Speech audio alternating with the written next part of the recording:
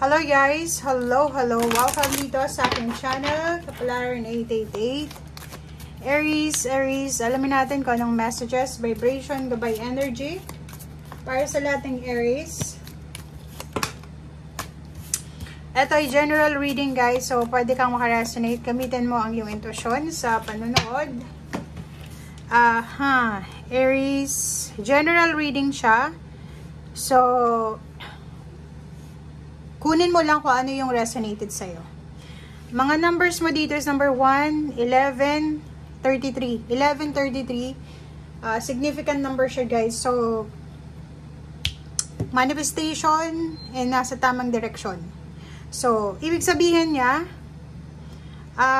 may mga issues ba tungkol sa relationship?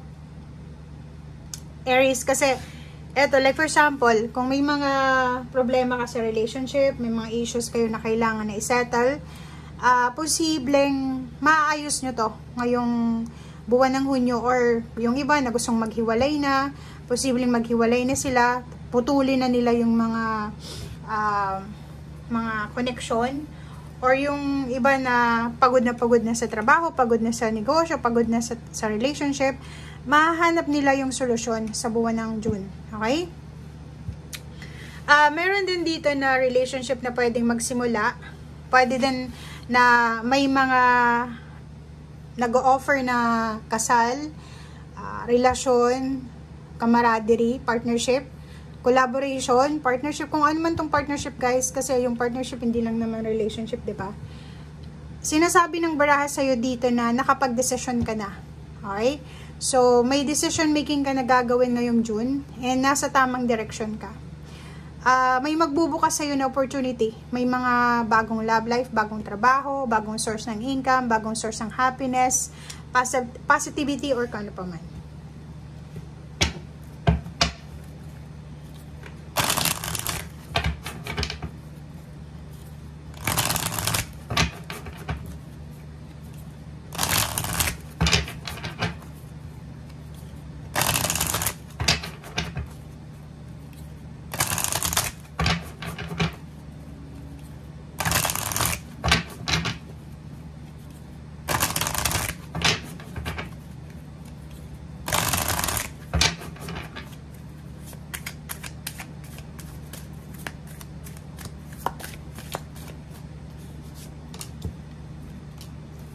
Okay, Aries.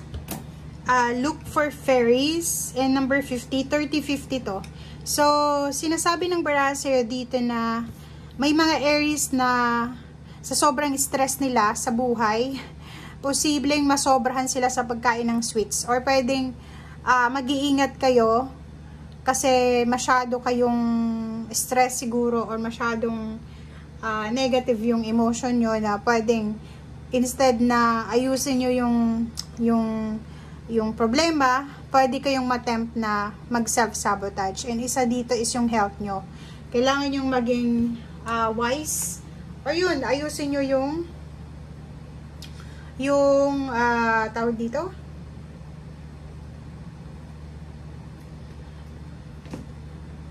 wait lang guys, ayusin nyo yung mindset nyo sa buwan ng June, kasi self-sabotaging to eh, 'di ba? Iwasan mo yung, like kung medyo diabetic ka, iwasan mo yung sobrang matamis, kasi yung pagkain ng matamis ngayong June, siya yung magiging parang ano siya eh, anong tawag dito, solusyon sa sama ng loob mo, sa problema mo, yung parang paglilibangan mo siya. So make sure na i-moderate natin yan. Okay? Look for fairies. Ang fairies naman kasi, it symbolizes hope, pag-asa, and symbolizes gift and positivity, wish, parang ganon. So, ano man itong mga nangyayari sa'yo, or ano man itong emotional stress na nararamdaman mo, sinasabi ng baraha sa'yo dito na relax ka lang, okay? Relax, hanapin mo yung positive. Huwag kang masyadong maging negative kasi sayang eh. Sayang yung panahon, yung energy mo. Parang gano'n. Okay?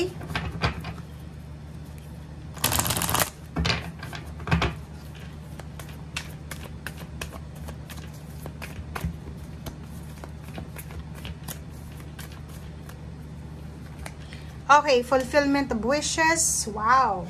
So, may iba ditong Aries na may mga wishes sila sa usaping pera or financial. Ang posibleng matutupad. Unexpected talaga to eh. 'Di ba? So, ang buwan ng Hunyo sa'yo is sobrang unexpected. Kasi itong number 9 na to, may minamanifest ka na pera. May minamanifest ka na financial. And posibleng dumating siya sa'yo, unexpected na panahon, unexpected na paraan, parang ganun.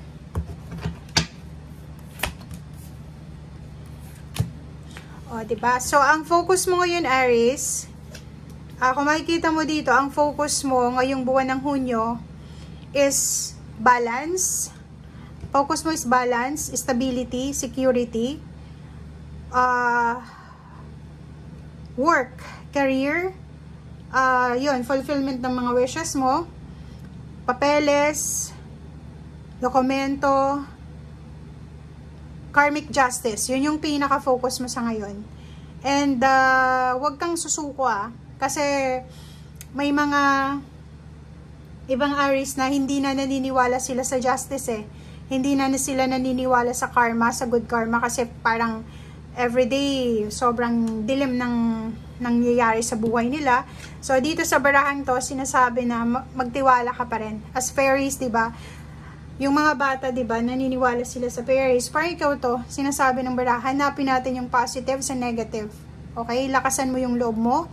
Alamin mo yung strength mo. Okay? Huwag kang padadala sa stress. And 9 of Pentacles, may mga offer dito. Pwedeng may mag-offer sa'yo ng money, may mag-offer sa'yo ng work, may mag-offer sa'yo ng source ng income, or kung ano man itong i-offer sa'yo. Sa trabaho naman, if ever may trabaho ka, nakafocus ka ngayon sa trabaho, or sa bawat detalye. Yun yung focus mo eh. Ang gagawin mo is, wala kang sasayangin na oras, ngayong buwan ng Hunyo, kasi may minamanifest ka, diba? May certain amount ka ng pera na kailangan mong makuha. So, kailangan mag-focus, bawal yung tamarin, bawal yung absent, bawal yung negativity, and bawal yung, tawag dito, yung paisi-isi lang, parang ganon. Nakikita ko sa'yo dito na, pwedeng may mag-offer sa'yo na kamag-anak na trabaho. Pwedeng may kamag-anak ka, nangangailangan sila ng worker or sila yung pwedeng makatulong sa'yo. Sinasabi ng baraha dito na posibleng may mag-offer sa'yo ng work na kamag-anak mo. Okay? So, marami ditong balita tungkol sa kapamilya. Marami ditong mga good news na pwedeng matanggap ka tungkol sa pamilya mo. So, nakikita ko sa'yo dito na if ever may mga offers dyan, tanggapin mo siya kasi pag hindi mo siya tinanggap, manghihinayang ka. So, dito, sinasabi ng baraha, yung balance and stability, kailangan mong i-prioritize yan ngayong buwan ng June. Okay? So, thank you guys and see you again. Bye!